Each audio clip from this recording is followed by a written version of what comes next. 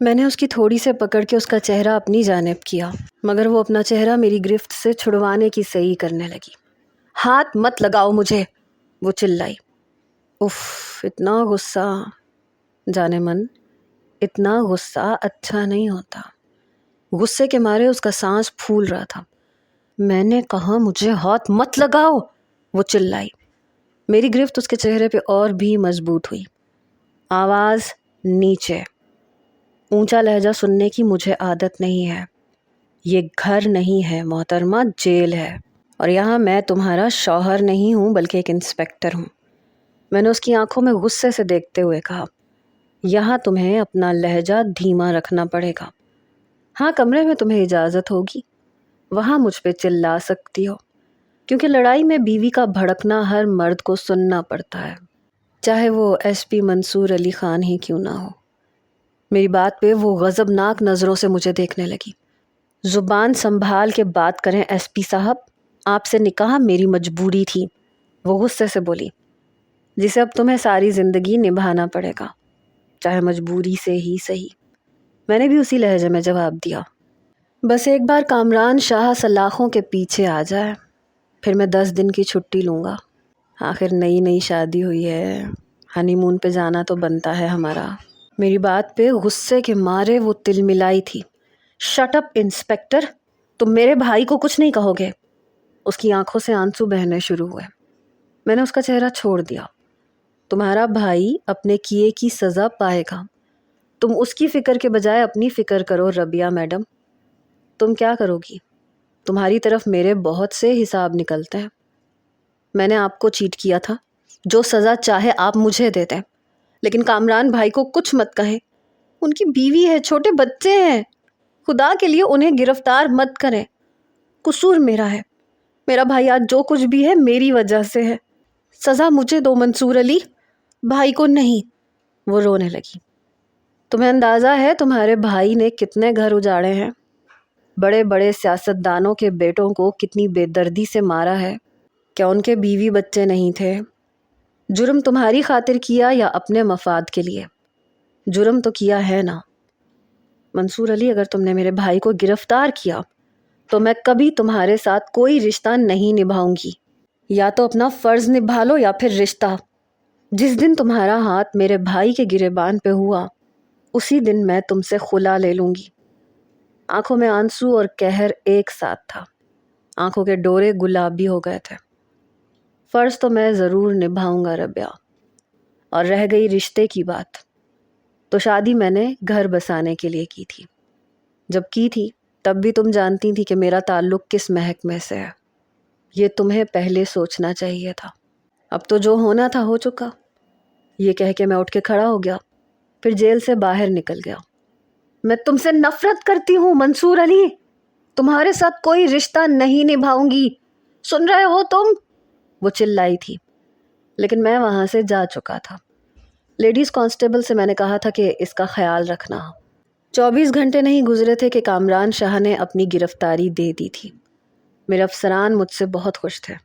ربیہ کو وہ لوگ چھوڑ چکے تھے، وہ واپس اپنے بنگلے میں چلی گئی تھی۔ ایک دن گزر گیا تھا، کامران شاہ پولیس کی حراست میں تھا، اور یہ خبر بھی عام ہو چکی تھی۔ لیکن پتہ نہیں کیوں میرے اندر ایک عجیب سا تجسس سا پیدا ہو گیا۔ میں جاننا چاہتا تھا کہ آخر ایسا کیا ہوا ہے۔ اس لیے میں کامران شاہ کے بنگلے پہ گیا۔ چوکیدار سے کہا کہ ربیہ سے کہو کہ مجھے اس سے ملنا ہے۔ میں نے اپنا نام بھی بتایا، لیکن چوکیدار نے کہا کہ وہ آپ سے ملنا نہیں چاہتی۔ میں نے کہا دروازہ کھولو، میں خود اس سے بات کر لیتا ہوں۔ میں صرف یہ جاننا چاہتا تھا کہ اگر کامران نے ایسا کیا تو کیوں کیا، تاکہ میں اس کی مدد کر سکوں۔ میں کامران کو تو نہیں جانتا تھا سوائے اس کے کہ وہ ایک مجرم تھا، لیکن ربیہ کو جانتا تھا، اور وہ بری لڑکی نہیں تھی۔ ہو سکتا ہے کہ میں اس کی مدد کر سکوں، لیکن وہ نہ ملنے کے لیے تیار تھی نہ بات کرنے کے لیے۔ چوکیدار نے بھی دروازہ نہیں کھولا کہ اسے بیگم صاحبہ کی طرف سے آرڈر نہیں ہے۔ میں واپس آ گیا، لیکن دل ایک عجیب الجھن کا شکار تھا۔ بار بار ذہن ربیہ کی جانب جا رہا تھا۔ 2 دن نہیں گزرے تھے کہ خلا کا نوٹس میرے پاس پہنچ گیا۔ اس بات کا اندازہ تو مجھے ہو ہی گیا تھا کہ وہ مجھ سے محبت کرتی ہے، اور یہ سچ بھی تھا کہ محبت میں بھی اس سے کرتا تھا۔ میرے پاس کامران شاہ سے بات کرنے کے علاوہ کوئی دوسرا راستہ نہیں بچا تھا، اس لیے میں اس کی جیل کے پاس گیا۔ وہ ایک کونے میں بیٹھا تھا۔ جس جیل میں اسے رکھا گیا تھا وہاں دوسرا کوئی مجرم نہیں تھا۔ اس کا کیس ابھی عدالت میں چل رہا تھا، ابھی پہلی پیشی نہیں ہوئی تھی۔ مجھے دیکھتے ہی کامران شاہ کے ماتھے پہ بل پڑے اور اپنا رخ بدل گیا۔ میں نے جیلر سے کہا کہ دروازہ کھولو۔ میرے کہنے پہ اس نے جیل کا دروازہ کھولا۔ میں اندر گیا تو وہ سیدھا ہو کے بیٹھ گیا تھا۔ میں وہیں زمین پہ گھٹنوں کے بل بیٹھ گیا۔ میں نے پوچھا، کتنے بچے ہیں تمہارے؟ کہنے لگا، تم سے مطلب؟ یہ میرے سوال کا جواب نہیں ہے۔ میں نے پوچھا ہے کتنے بچے ہیں تمہارے؟ میں نے اپنا سوال پھر سے دہرایا۔ 2 ہیں، بیٹی 3 سال کی ہے اور بیٹا بس 1 مہینے کا ہے، جو شاید پہلی ہی پیشی پہ یتیم ہو جائے گا۔ میں نے کہا، اور جس کو تم نے یتیم کیا ہے ان کا کیا؟ میری بات سن کے کہنے لگا، اپنا کام کرو ایس پی منصور علی، میں اپنا جرم قبول کر چکا ہوں۔ افسوس کی بات یہ ہے کہ تم لوگوں کے پاس مجرم پکڑنے کا بس یہی ایک طریقہ ہے کہ ان کی بہن بیٹی پہ ہاتھ ڈال دو۔ بات کچھ ایسی تھی کہ میں اشتعال میں آیا۔ میں نے اس کا گریبان پکڑ لیا۔ میں نے کہا، زبان سنبھال کے بات کرو۔ تو وہ ذرا سا مسکرایا۔ اگر میری بہن کو ٹارگٹ نہ بناتے تو خدا کی قسم تم مجھ تک پہنچ بھی نہیں سکتے تھے۔ عورتوں کے کندھے پہ بندوق رکھ کے وار کرنا شاید تم پولیس والوں کی عادت ہے۔ مرد کے بچے تھے تو اپنے بلبوتے پہ آتے ہیں، اور میں قسم کھا سکتا ہوں کہ تم مجھ تک پہنچ نہیں سکتے تھے۔ تمہارا ہاتھ میرے گریبان پہ اگر ہے تو صرف اس وجہ سے ہے کہ تم نے میری بہن کو جیل میں بند کر کے رکھا تھا۔ وہ بھی غصے سے بول رہا تھا۔ میں نے اس کا گریبان چھوڑ دیا۔ یہ بات تمہارے منہ سے اچھی نہیں لگ رہی کامران۔ میں اپنے ہی بلبوتے پہ تمہارے پاس آ رہا تھا اور میں تمہیں گرفتار بھی کر لیتا بغیر گھر کی کسی عورت پہ ہاتھ ڈالے۔ عورت کو بیچ میں تو تم لے کے آئے تھے، شروعات تم نے کی، اپنی بہن کو میرے پاس پری پلاننگ سے بھیجا۔ میری بات پہ اس کے ماتھے پہ بل پڑے، نافہم نظروں سے مجھے دیکھنے لگا۔ کیا بکواس کر رہے ہو؟ میں تمہاری طرح کم ظرف نہیں ہوں، بلکہ تم جیسے پولیس والوں کی طرح کم ظرف نہیں ہوں کہ اپنی بہن کو تمہارے پاس بھیجوں۔ زبان سنبھال کے بات کرو منصور علی۔ میں نے کہا، او تو گویا تمہیں معلوم نہیں ہے۔ ایسا کیسے ہو سکتا ہے؟ تمہاری بہن کو کوئی خواب تو نہیں آیا تھا کہ تمہارا کیس میرے پاس آیا ہے؟ تبھی تو آئی تھی میرے پاس۔ تمہارے ملک سے باہر جانے سے 2 ماہ پہلے تمہاری بہن کہاں تھی تمہیں پتہ ہے؟ کہنے لگا، ہاں، وہ مری کے ہاسٹل میں تھی۔ میں نے کہا، ایک اور جھوٹ۔ کامران کہنے لگا، میں کیوں جھوٹ بولوں گا؟ تم کیا کہنا چاہتے ہو؟ میں نے جب اسے ساری بات بتائی تو وہ حیرت سے آنکھیں پھاڑے مجھے دیکھ رہا تھا۔ میں نہیں مانتا، ربیہ ایسا نہیں کر سکتی۔ میں نے کہا، تمہارا ملک سے باہر جانا بند تھا، تمہارے خلاف کیس درج تھے، میرے پاس تمام شواہد، تمام ثبوت موجود تھے، اور اس فائل کو لے کر تمہاری بہن مجھے دھوکہ دے کے چلی گئی تاکہ تمہیں بچا سکے۔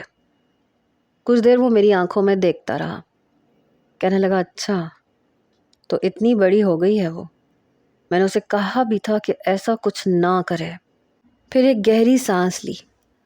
کیا کرے، بہن بھائی کا رشتہ ہی شاید کچھ ایسا ہوتا ہے، ایک دوسرے کے لیے قربان ہونے والا۔ خیر، میری بہن نے جو کچھ بھی کیا میرے لیے کیا، لیکن میرے علم میں نہیں تھا۔ میں وہیں زمین پہ اس کے پاس بیٹھ گیا۔ اگر تم مجھے ساری سچائی بتا دو تو میں تمہاری مدد کر سکتا ہوں۔ اس نے پھر میری طرف دیکھا۔ میری مدد تم کیوں کرنا چاہتے ہو؟ میں نے کہا، اس لیے کیونکہ تمہارا میرا ایک اور رشتہ بھی ہے۔ تمہاری بہن نے جو پلان بنایا تھا اسے کامیاب کرنے کے لیے اسے مجھ سے نکاح کرنا پڑا۔ اس حوالے سے تم میرے سالے بھی لگتے ہو، اور اگر نہیں بھی لگتے تب بھی اگر تم قصوروار نہیں ہو تو میں تمہیں بچانے کی حتی الامکان کوشش کروں گا، اگر تم مجھ پہ اعتبار کرو تو۔ اس نے گہری سانس لی۔ یہ سچ ہے کہ میں نے 2 امیر زادوں کو مارا ہے اور بڑی بے دردی سے مارا ہے، لیکن اس کے پیچھے میرا اپنا مفاد تھا۔ میری جگہ تم بھی ہوتے تو یہی کرتے۔ میں نے کہا میں کسی بھی صورت قانون کو اپنے ہاتھ میں نہیں لیتا۔ میری بات سن کے کہنے لگا کس قانون کی بات کر رہے ہو؟ یہاں کا قانون اندھا ہے، بہرا ہے، گونگا ہے، سوائے ایک لفظ کے اور کچھ سنائی نہیں دیتا، اور وہ ہے پیسہ۔ پیسہ دکھائی دیتا ہے، پیسہ سنائی دیتا ہے، بس پیسہ سمجھ میں آتا ہے۔ پھر اس نے سچائی بتانی شروع کی۔ وہ ایک شریف انسان تھا، چھوٹا سا بزنس کرتا تھا، ایک عام سے محلے میں رہنے والا عام سا نوجوان تھا۔ والدین حیات نہیں تھے، سب کچھ اس کا ربیہ ہی تھی جو اسے 7-8 سال چھوٹی تھی۔ ایک چھوٹی سی دکان کامران چلا رہا تھا جسے دونوں بہن بھائیوں کا گزارا اچھا گزر بسر ہو جاتا تھا۔ ربیہ میڈیکل کی اسٹوڈنٹ تھی، ڈاکٹر بننا اس کا خواب تھا۔ شوخ، چنچل، ہر ایک کے ساتھ ہنسنے والی، باتیں کرنے والی۔ MBBS کا 1 سال اس نے کمپلیٹ کر لیا تھا۔ جس یونیورسٹی میں وہ پڑھتی تھی وہ ایک بہت بڑے ہاسپٹل کے ساتھ منسلک تھی، اور اکثر تمام اسٹوڈنٹس کو ہاسپٹل بھی جانا پڑتا تھا کسی نہ کسی کیس کو سمجھنے کے لیے۔ اطہر اور ماجد اس وقت MBBS کے 3 سال میں تھے۔ تبھی رابعہ نے انہیں ایک لڑکی کی عزت کو تار تار کرتے دیکھا۔ لڑکی کے ہاتھ پیچھے بندھے ہوئے تھے اور منہ میں بھی کپڑا باندھ رکھا تھا، لیکن پھر بھی اس کی سسکیاں سن کے رابعہ نے ہال کی کھلی کھڑکی کے اندر جھانکا، اور اندر کا منظر دیکھ کے وہ بری طرح سے ڈر گئی، کیونکہ وہ لڑکی مر چکی تھی۔ یہ دیکھ کے رابعہ کی چیخ نکلی، جسے اس نے منہ پہ ہاتھ رکھ کے دبایا، لیکن ماجد اور اطہر اسے دیکھ چکے تھے۔ جب تک وہ کمرے سے باہر آئے رابعہ بھاگ کے کسی اور کلاس روم میں چھپ چکی تھی، لیکن انہیں یہ ڈر تھا کہ کہیں رابعہ ان کے خلاف گواہی نہ دے دے، کیونکہ ہر کام میں وہ آگے بڑھ چڑھ کے حصہ لیتی تھی، کافی زیادہ پر اعتماد بھی تھی۔ رابعہ اس کے بعد جب گھر آئی تو بے حد گھبرائی ہوئی تھی۔ 2-3 دن تک وہ یونیورسٹی نہیں گئی، لیکن ان 2-3 دنوں میں وہ دونوں لڑکے اس کے گھر کا پتہ نکلوا چکے تھے۔ ویسے بھی وہ سیاست دان کے بیٹے تھے، یہ کام ان کے لیے کوئی مشکل تو نہیں تھا۔ رات کے وقت وہ دونوں اپنے گارڈز کے ساتھ گھر میں داخل ہوئے۔ کامران نے جب انہیں گھر پہ دیکھا تو وجہ پوچھنے لگا۔ رابعہ نے فٹافٹ اپنے کمرے کی کنڈی لگا لی۔ تبھی انہوں نے کامران کو کرسی پہ بٹھا کے باندھ دیا، اور رابعہ سے کہنے لگے کہ اگر تمہیں اپنے بھائی کی زندگی پیاری ہے تو کمرے سے باہر آ جاؤ۔ وہ بیچاری بے بسی اور مجبوری میں کمرے سے باہر آ گئی۔ ان دونوں نے کامران کے سامنے اس کی بہن کی عزت کو برباد کیا۔ وہ چلاتا رہا، چیختا رہا، رابعہ روتی رہی، لیکن ان لوگوں کو کسی کی نہ سسکیاں سنائی دی نہ بھائی کی بے بسی۔ اس کی زندگی برباد کر کے اسے دھمکی دے کے چلے گئے۔ تبھی سے کامران نے ٹھان لیا تھا کہ وہ انہیں نہیں چھوڑے گا۔ وہ جانتا تھا کہ ان کے خلاف رپورٹ لکھوانے پہ اس کی سنوائی نہیں ہوگی، اس لیے پہلے وقت کو گزرنے دیا۔ اس کے والد نے اپنے دور میں کچھ پراپرٹی خریدی ہوئی تھی جو بعد میں کروڑوں کی ہو چکی تھی۔ اسے بیچ کے اس نے ایک اچھے علاقے میں بنگلہ خریدا، اپنے کاروبار کو فروغ دیا، لیکن وہ آگ اس کے اندر ویسے ہی دہکتی رہی۔ رابعہ بالکل چپ رہنے لگی تھی۔ جب بھی کامران اپنی بہن کو دیکھتا تو اس کے اندر آگ بھڑکنے لگتی، حالانکہ رابعہ کہہ چکی تھی کہ بھائی آپ کچھ نہیں کریں گے۔ رابعہ کے مجبور کرنے پہ ہی کامران نے اپنی کزن سے شادی کی تھی، ورنہ وہ گھر بسانا چاہتا ہی نہیں تھا۔ ایک بار اس نے ماجد اور اطہر کو ایک پارٹی میں دیکھا، کیونکہ اب وہ بھی بزنس مین تھا، ایک نام اور مقام بنا چکا تھا۔ اسی پارٹی میں اس کی ملاقات ان دونوں سے ہوئی۔ انہیں دیکھ کے کامران کا فشار خون بڑھ گیا، اور وہ دونوں اسے دیکھ کے تمسخرانہ ہنسنے لگے۔ تبھی وہ سوچ چکا تھا کہ ان دونوں کو نہیں چھوڑے گا، اس لیے موقع ملتے ہی ایک کے بعد دیگرے اس نے بڑی بے دردی سے ان دونوں کو مارا۔ لیکن عادی مجرم نہیں تھا، اس لیے اپنی تمام تر کوششوں کے باوجود اس کا ثبوت پولیس کے ہاتھ لگ گیا، لیکن ابھی مکمل طور پہ ثابت نہیں ہوا تھا۔ جب کیس میرے پاس آیا اور میں نے اس پہ چھان بین شروع کی، ہمارے ہی پولیس ڈپارٹمنٹ کا ایک اہلکار کامران سے پیسے لے کے اسے اپڈیٹ دیتا تھا۔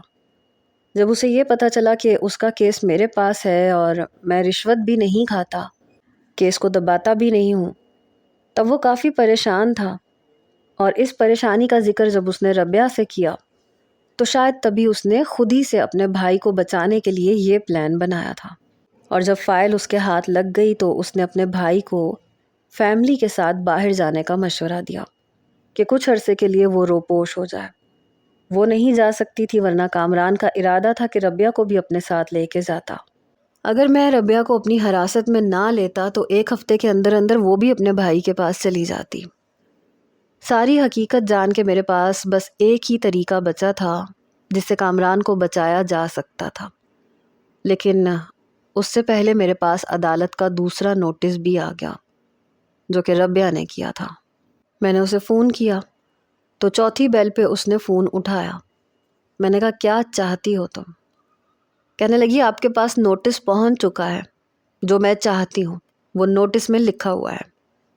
میں نے کہا اور اگر میں وہ نہ دینا چاہوں تو؟ کہنے لگی مجھے آپ کے ساتھ نہیں رہنا، یاد رکھیے گا آپ کو میری بد دعا لگے گی، میرے چھوٹے چھوٹے بھتیجے اور بھتیجی کی بد دعا لگے گی۔ میرا اندازہ بالکل غلط تھا، پولیس والے بالکل بھی اچھے نہیں ہوتے۔ آواز میں آنسوؤں کی آمیزش تھی۔ میں نے کہا اچھا کتنے برے ہوتے ہیں؟ کہنے لگی بہت زیادہ برے ہوتے ہیں، اتنے کہ ان سے صرف نفرت کی جائے، انہیں صرف بد دعائیں دی جائیں۔ ساتھ ساتھ سسکیوں سے رو رہی تھی۔ میرا بھائی بے قصور ہے، خدا کے لیے اسے چھوڑ دو، تمہیں بدلہ ہی لینا ہے نا، تمہیں تمغہ ہی چاہیے تو مجھے گرفتار کر لو۔ میں نے کہا تمہیں تو میں پہلے ہی گرفتار کر چکا ہوں، نکاح کے رشتے میں، جو پہلے سے ہی میری قید میں ہو اسے میں کیا قید کروں؟ ہاں میں تم سے ملنے آنا چاہتا ہوں، اب مجھے تم سے ملنا ہے۔ جی نہیں، مجھے آپ سے نہ بات کرنی ہے نہ ملنا ہے، آپ جیسے برے انسان کے ساتھ مجھے کوئی تعلق بھی نہیں رکھنا۔ میں نے کہا یہ بات اپنے دل پہ ہاتھ رکھ کے کہو کہ تمہیں میرے ساتھ کوئی تعلق نہیں رکھنا۔ کہنے لگی ہاں نہیں رکھنا۔ بہرحال میں نے فون بند کیا اور ماجد اور اطہر کی فیملی سے ملا، ان دونوں کی بیویوں سے ملاقات کی۔ جب ساری حقیقت انہیں بتائی تو وہ دونوں ہی حیران تھیں، کیونکہ اپنے شوہر کی اس بات سے وہ دونوں ہی ناواقف تھیں۔ ہاں لیکن ان کی عیاش طبیعت اچھی طرح سے جانتی تھی، کیونکہ ایک بیوی اپنے شوہر کی اس قسم کی ایکٹیویٹیز کو فوراً سے جان جاتی ہے۔ میں نے ان دونوں کو ہی کٹہرے میں کھڑا کر دیا، ضمیر کی عدالت میں۔ میں نے کہا اب تم لوگ بتاؤ، اگر تم لوگوں کے ساتھ یہ سب کچھ ہوا ہوتا اور وہ بھی تم لوگوں کے بھائیوں کے سامنے، تو کیا تمہارے بھائی یہ سب برداشت کرتے، جبکہ انہیں یہ بھی پتا ہو کہ انہیں انصاف نہیں ملے گا؟ میری بات کا ان دونوں کے پاس ہی کوئی جواب نہیں تھا۔ میں نے کہا اگر تم لوگ یہ چاہتی ہو کہ تم لوگوں کے شوہروں کا کیا ہوا تمہاری اولاد کے سامنے نہ آئے تو پھر کامران کو معاف کر دو، کیونکہ اس نے جو کچھ بھی کیا وہ کوئی بھی غیرت مند بھائی ہوتا تو ایسے ہی کرتا، کیونکہ قانون کا دروازہ کھٹکھٹانے سے انصاف نہیں ملتا۔ اگر انصاف ملتا ہوتا تو مسئلہ ہی نہ ہوتا۔ دونوں ہی چپ ہو گئی تھیں۔ میں نے کہا میں فیصلہ تم لوگوں پہ چھوڑتا ہوں، لیکن 2 دن کے بعد ہی وہ معافی نامے پہ سائن کرنے کے لیے تیار ہو گئی تھیں اور گواہی بھی دے دی تھی۔ یوں کامران آزاد ہو گیا، واپس اپنے بنگلے میں چلا گیا، کیس ختم ہو گیا تھا۔ البتہ ماجد اور اطہر کے باپ نے بہت شور شرابہ مچایا، اپنی بہوؤں کو بھی بہت برا بھلا کہا کہ تم لوگوں کی وجہ سے میرے بیٹوں کا مجرم آزاد پھر رہا ہے۔ بہرحال ایک عورت ہی دوسری عورت کی تکلیف کو جان سکتی ہے۔ کیس ختم ہو چکا تھا۔ 1 ہفتے کے بعد میں نے کامران کو فون کیا۔ میں نے کہا میری بیوی میرے ساتھ کب رخصت کرو گے؟ میری بات سن کے کہنے لگا تم خود ربیہ سے بات کر لو، میں نے 2-4 بار تمہارا ذکر کیا ہے تو کہتی ہے کہ مجھے اس شخص کے نام کو بھی نہیں سننا۔ میں نے کہا تو کیا بتایا نہیں کہ میں نے کیا کیا ہے؟ کامران ہنسنے لگا، بتایا ہے لیکن پھر بھی نہیں مانتی۔ کامران کہنے لگا آ کے خود اپنی بیوی کو مناؤ، مجھے رخصتی پہ کوئی اعتراض نہیں ہے۔ میں اسی شام اپنی والدہ کو لے کے کامران کے گھر گیا۔ اس کی بیوی اور بچے واپس آ چکے تھے۔ اس کی بیوی میرا بہت شکریہ ادا کر رہی تھی۔ میری والدہ نے پوچھا ربیہ کہاں ہے؟ تو کامران نے کمرے کی طرف اشارہ کر دیا۔ البتہ میں باہر ہی بیٹھا رہا۔ میری والدہ گئیں، 15-20 منٹ کے بعد باہر آئیں تو وہ بھی ان کے ساتھ تھی، اپنے آنسو صاف کر رہی تھی۔ انہوں نے ربیہ کو میرے ساتھ بٹھا دیا۔ بیٹا، اگر تم سچ بتا دیتی تو یہ سب کچھ نہ ہوتا۔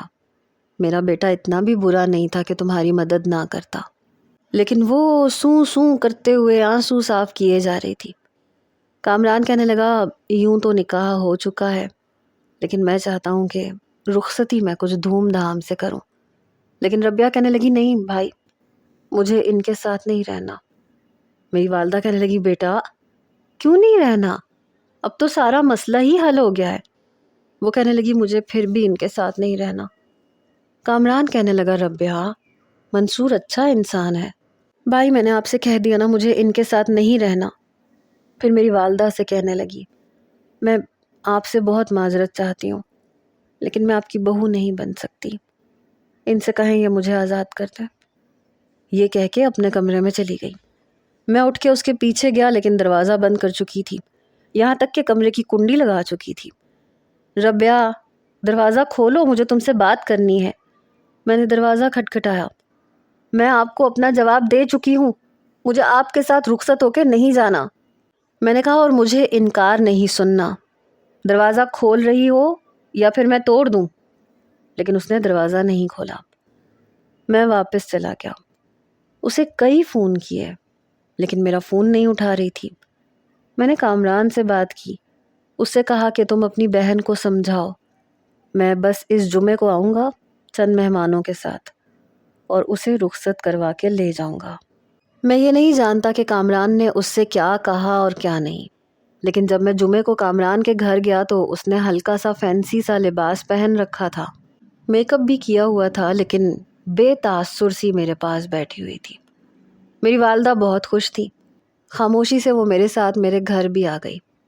پتہ نہیں اب اسے کیا مسئلہ تھا، میں تو اپنی طرف سے تمام مسائل کو حل کر چکا تھا۔ جب میں کمرے میں آیا تو کپڑے تبدیل کر کے صوفے پہ تکیہ رکھ کے لیٹی تھی۔ میں نے کمرے کا دروازہ بند کیا اور سیدھا اس کے پاس آیا۔ ربیہ، یہ کیا تماشا ہے؟ اپنی آنکھوں پہ بازو رکھا ہوا تھا۔ مجھے کوئی جواب نہیں دیا۔ میں نے اس کا بازو اس کی آنکھوں سے ہٹایا تو رو رہی تھی۔ میں نے کہا، اب کس بات کا رونا آ رہا ہے تمہیں؟ تمہارا بھائی بالکل زندہ سلامت تمہارے گھر پہ ہے، لیکن میں آپ کے قابل نہیں ہوں، اور یہ آپ جانتے ہیں، آپ مجھ جیسی لڑکی کو ڈیزرو نہیں کرتے۔ یہ بات میں نے سوچی تک نہیں تھی جو وہ کہہ رہی تھی۔ عجیب احمق لڑکی ہو تم، میری جان نکال کے مجھے پریشان کر کے شاید تمہیں مزہ آتا ہے۔ ربیہ، یہ بات میں نے سوچی تک نہیں جو تم کہہ رہی ہو۔ کس نے کہا ہے کہ تم میرے قابل نہیں ہو؟ میں جانتی ہوں کہ میں آپ کے قابل نہیں ہوں، آپ مجھ سے اچھی لڑکی ڈیزرو کرتے ہیں۔ میں نے اس کا بازو پکڑا اور اسے صوفے پہ ہی بٹھا دیا۔ خود میں اس کے برابر میں بیٹھ گیا۔ میرے سامنے ایک بہت اچھی لڑکی بیٹھی ہے، اور میں اپنے آپ کو بہت لکی سمجھتا ہوں کہ وہ میری بیوی ہے۔ آپ جان بوجھ کے خود پہ جبر کر رہے ہیں، آپ کو اچھا بننے کا شوق ہے۔ میں نے کہا، بالکل بھی نہیں، میں جان بوجھ کے ایسا کچھ نہیں کر رہا۔ ہاں، دل کے ہاتھوں مجبور ضرور ہو چکا ہوں، اور وہ تو تم بھی ہو۔ میں آپ سے محبت نہیں کرتی، میں کسی سے بھی محبت نہیں کرتی اور نہ کر سکتی ہوں۔ آپ کو نہیں پتا میری زندگی میں کتنی اذیتیں گزر چکی ہیں، ایسی اذیتیں جو ابھی تک میرا پیچھا نہیں چھوڑتی۔ میں چاہ کے بھی ان اذیتوں سے اپنی جان نہیں چھڑوا سکتی۔ آپ کیوں نہیں سمجھتے؟ میں آپ کے ساتھ کبھی بھی نارمل زندگی نہیں گزار سکتی۔ میں نے کہا، کیوں نہیں گزار سکتی؟ ایسا کیا ہوا ہے تمہارے ساتھ؟ تم ابھی بھی میری نظر میں پارسا ہو۔ تمہارے بھائی نے تمہاری خاطر کیا کچھ نہیں کیا؟ کیا اس کا حق نہیں ہے کہ وہ اپنی بہن کو خوش دیکھے، مسکراتا ہوا دیکھے؟ کیا ہر وقت اپنے بھائی کو اپنی طرف سے تکلیف دیتی رہو گی؟ میری بات سن کے اس نے نفی میں سر ہلایا۔ میں اپنے بھائی کو تکلیف نہیں دینا چاہتی، اس نے دھیمے لہجے میں کہا۔ میں نے کہا، تو پھر بھول جاؤ اور خوش رہنے کی کوشش کرو۔ یہ کہتے ہوئے جیسے ہی میں نے اس کا ہاتھ پکڑنا چاہا تو اس نے اپنا ہاتھ مجھ سے چھڑوا کے پیچھے کر لیا۔ میں یہ بھی نہیں چاہتی کہ اپنے بھائی کی خوشی کی خاطر میں آپ کی زندگی کو امتحان بنا دوں۔ میں جانتی ہوں کوئی بھی مرد ایسی لڑکی کے ساتھ کبھی خوش نہیں رہ سکتا، اگر رشتہ کر بھی لے تو مجبوراً نبھاتا ہے۔ میں آپ کو تکلیف نہیں دے سکتی۔ میں نے اس کے ہاتھ کو دوبارہ سے پکڑا اور بڑی مضبوطی سے پکڑا۔ تم مجھے تکلیف دے رہی ہو مجھ سے دور رہ کے. تمہیں اتنی سی بات سمجھ میں نہیں آتی کہ میں تم سے محبت کرتا ہوں اور محبت تم بھی مجھ سے کرتی ہو. بھول جاؤ ساری باتیں، اور اگر بھلانا مشکل لگ رہا ہے تو پھر خود کو میرے حوالے کر دو. میں وعدہ کرتا ہوں تمہارے ہر زخم کا مداوا بن جاؤں گا. اپنی محبت سے تمہاری ہر تکلیف کو دور کر دوں گا. باخدا تمہاری اجازت ہونی چاہیے. میں اس کی آنکھوں کی طرف دیکھ رہا تھا اور وہ نظریں چرا رہی تھی. میں نے اس کا ہاتھ تھوڑا سا کھینچا. وہ میرے قریب ہوئی.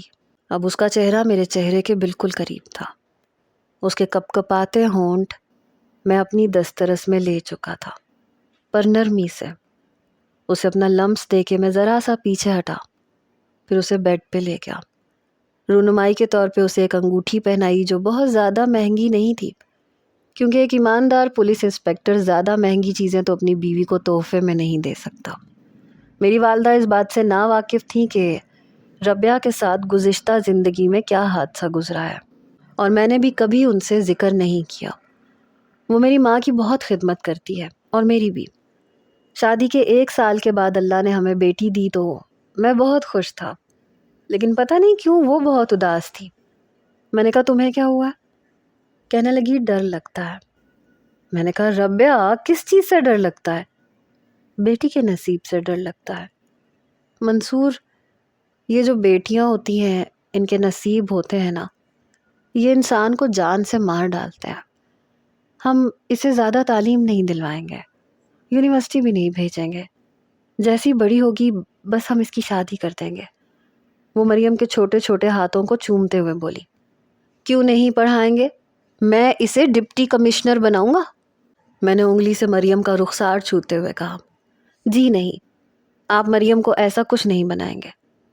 میں نے کہا کیوں نہیں بناؤں گا؟ تم دیکھنا تو صحیح، لوگوں کی آنکھوں میں آنکھیں ڈال کے کلیجہ نکالنے کی ہمت رکھتی ہوگی میری بیٹی. تمہاری طرح ڈرپوک نہیں بنانا مجھے، ہر چیز سے گھبرا جاتی ہو، ڈر جاتی ہو. میری بیٹی میری طرح بہادر بنے گی، اور میں نے یہ کیا تھا. آج میری بیٹی CSS کے امتحان میں کامیاب ہو چکی ہے اور میرے باقی کے خواب بھی پورے کرے گی. لیکن ربیہ کا کہنا ہے کہ جلدی اس کی شادی کرتا ہے. مریم ربیہ کی طرح نہیں ہے، بہادر ہے، لیکن میں جانتا ہوں کہ ربیہ کا خوف اپنی جگہ پہ ابھی بھی قائم ہے، کیونکہ جن لڑکیوں کے ساتھ ایسے حادثات ہوتے ہیں وہ ہمیشہ ڈری ہی رہتی ہیں، بات بات پہ گھبرا جاتی ہیں. ان میں دوسری لڑکیوں جیسا اعتماد نہیں ہوتا. میں لاکھ کوشش کے باوجود بھی شاید ربیہ کا وہ خوف ختم نہیں کر پایا. حالانکہ وہ خوش ہے، بہت خوش ہے، سب کچھ ٹھیک ہے، لیکن بس اس لیکن کا جواب میرے پاس نہیں ہے. کیا آپ کے پاس ہے؟